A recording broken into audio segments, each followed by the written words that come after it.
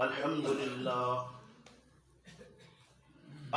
لله نحمده ونستعينه ونستغفره ونعوذ بالله من شرور أنفسنا ومن سيئات أعمالنا من يهده الله فلا مضل له ومن يضلله فلا هادي له ونشهد أن لا إله إلا الله وحده لا شريك له ونشهد أن محمدا عبده ورسوله أما بعد فإن خير الحديث كتاب الله وخير الهدي هدي محمد صلى الله عليه وسلم وشر الأمور محدثاتها وكل محدثة بدعة وكل بدعة ضلالة وكل ضلالة في النار فأعوذ بالله من الشيطان الرجيم بسم الله الرحمن الرحيم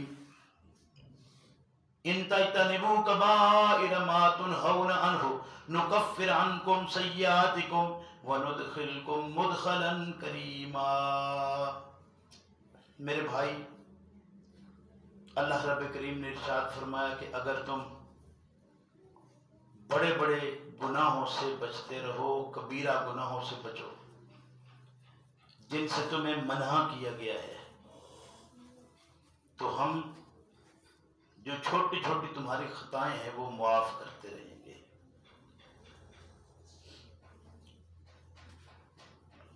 جن چیزوں سے اجتناب کا حکم ہے، آخر مضمون کو اس کے اندر رکھ کر اگر دیکھا جائے تو اس وقت جو صورتحال ہمارے سامنے ہے، جو ہم پڑھ رہے ہیں، وہ مضمون کس طرف لے کر جا رہا ہے۔ کبائر کہتے کس کو ہیں؟ جن سے بچنے کا حکم ہے۔ فرمایا کہ اوامر و نواہی کی پرواہ نہ کرنا، اللہ کے احکامات کی پرواہ نہ کرنا کبیرہ گناہوں میں ہے۔ اللہ کی حدود کو پامال کرنا کبیرہ گناہ ہے، یعنی وہ گناہ جس کی عقوبت سخت ہو، بڑی ہو، خواہشات کا غلبہ اس کے اوپر ہو، کام نیکی کا سمجھ کر کیا جائے لیکن خواہش کے مطابق ہو، کبیرہ گناہ میں آتا ہے۔ بہت ساری چیزیں قرآن کریم میں ہمیں بتائی گئی ہیں، کتاب و سنت کے اندر بڑی وضاحت اس کی موجود ہے۔ جھوٹی قسم، غیر اللہ کی قسم، وعدہ خلافی، فطری وعدے جو کیے ہیں، یعنی اللہ سے جو وعدے ہیں ان کا خلاف کرنا، ایک آپس میں ہے، ایک اللہ کے ساتھ ہے۔ خیانت، بددیانتی، دغا بازی، غداری، بہتان، چغل خوری، غیبت، دو رخاپن، بدگمانی، بدگوئی۔ اپنا اپنا ذرا دیکھتے جائیے کہ کیا کیا صورتحال ہماری ہے۔ کسی کی مداحی اور خوشامد کرنا کبیرہ گناہ ہے، اور آج ہم میں کون ہے جو اس سے بچا ہوا ہے؟ جہاں تھوڑا سا مطلب ہو بندہ کیا کچھ نہیں کرے گا، ادھر بات کچھ ہے، باہر نکل کے کوئی دیکھا کیسا میں نے اس کو پتہ ہی نہیں چلنے دیا کہ میں یہ ساری چیزیں کس بخل، ہرس، طمع، لالچ، بےایمانی، چوری، ڈاکہ، فراڈ، دھوکہ، ملاوٹ، یہ سارے کام کیا ہے؟ یہ کبیرہ گناہ ہے، معافی کوئی نہیں۔ ایمانداری سے کہوں، نماز کی معافی ہو سکتی ہے، روزے میں کوتاہی ہوئی تو معافی ہو سکتی ہے۔ یہ کام کیے، نمازیں بے تحاشا پاس ہوئی تو وہ نمازیں بخشوا نہیں پائیں گی۔ وہ بات آپ سن چکے ہیں۔ یہ ہے وہ بڑے بڑے نیک کام جو انسان سمجھتا ہے نا، جن کو اللہ کے پیغمبر صلی اللہ علیہ وسلم نے ارشاد فرمایا کہ جبال تہامت بیضن، سفید چمکدار تہامہ پہاڑ کے برابر نیک اعمال ہوں گے، فَيَجْعَلُهَا اللَّهُ هَبَاءً مَنْثُورًا، یہ ہیں وہ نیک اعمال جو ہم سمجھتے ہیں نا کہ بڑے بڑے یہ بڑے پرہیزگار ہیں. یعنی تہجد کی نماز کا بہت بڑا مقام ہے نمازوں میں. فجر اور عشاء کے بہت مقامات بیان کیے ہیں. درمیانی نماز کی بہت اہمیت بیان کی ہے. یہ ساری چیزیں اپنی جگہ پر، لیکن یہ ساری کی ساری منہ پر ماری جائیں گی جب یہ کردار ساتھ نہ ہوا جو اسلام کے مطابق.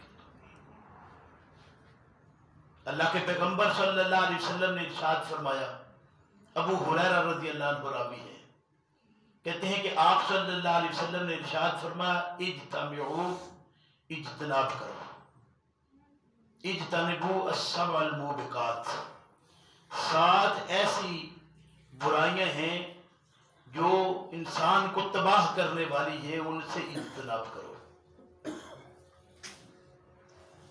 یعنی مختلف اوقات میں مختلف چیزیں بیان کی گئی ہیں. یہ ایک واقعہ عرض کرنے لگا. ابو ہریرہ رضی اللہ عنہ کہتے ہیں کہ میں نے کہا یا رسول اللہ صلی اللہ علیہ وسلم وما ہن، وہ کیا ہے؟ وہ جو 7 چیزیں سپیشل منع کی جا رہی ہیں وہ کیا ہے؟ تو نبی اکرم صلی اللہ علیہ وسلم نے ارشاد فرمایا کہ الشرک باللہ، اللہ کے ساتھ شرک نہ کرنا.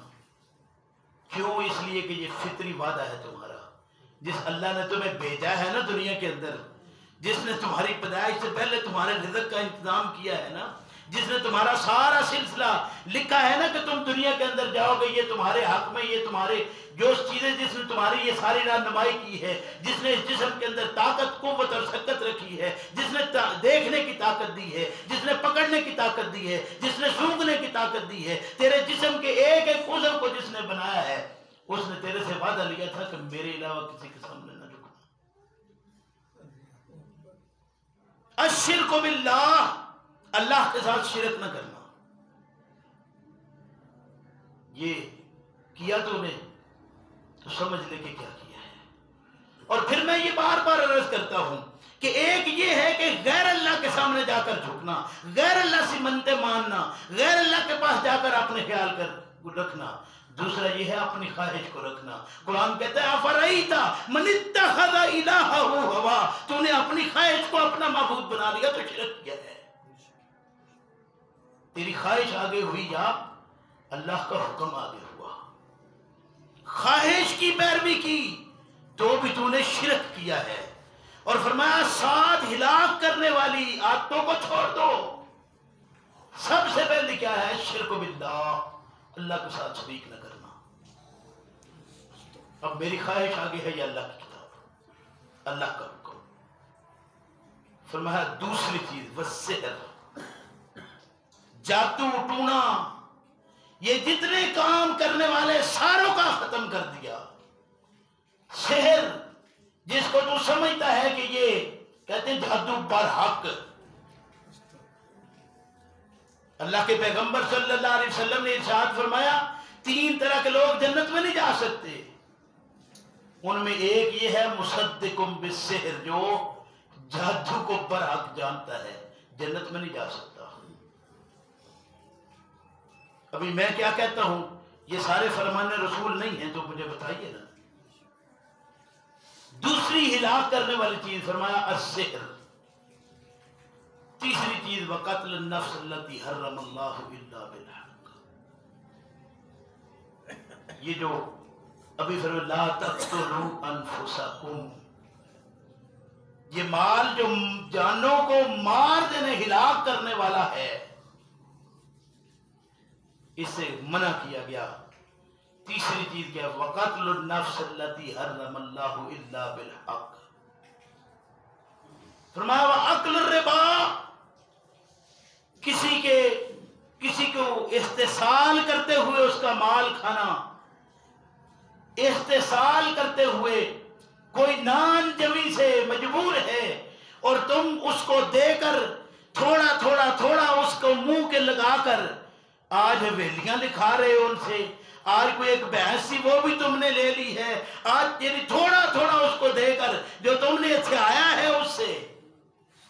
اکل الربا، غلط تفہیم کروائی کہ یہ جو تم بینک میں رکھا ہے جو تھوڑا بہت ملتا ہے یہ حرام ہو گیا ہے. اور اس چھوٹی سی یہ جو میں بات کر رہا ہوں جسے ہم نے بڑا بنایا ہوا ہے، یہ کچھ بھی اس کے مقابلے میں نہیں ہے جو آج ہم کر رہے ہیں۔ اکل الربا، فرمایا وَأَكْلَ مَالَ الْيَتِيمِ، یتیموں کا مال نہ کھانا۔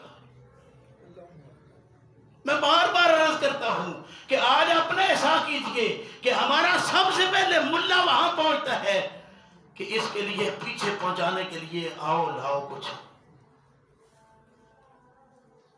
ساتھ ہلاک کرنے والی چیزوں میں فرمایا کہ وَأَكَلَ مَالَ الْيَتِيمِ، یتیم کا مال کھایا وہ تجھے ہلاک کر دے گا۔ لیکن کون کس کو کہے؟ فرمایا وَالتَّوَلِّي يَوْمَ الزَّحْفِ،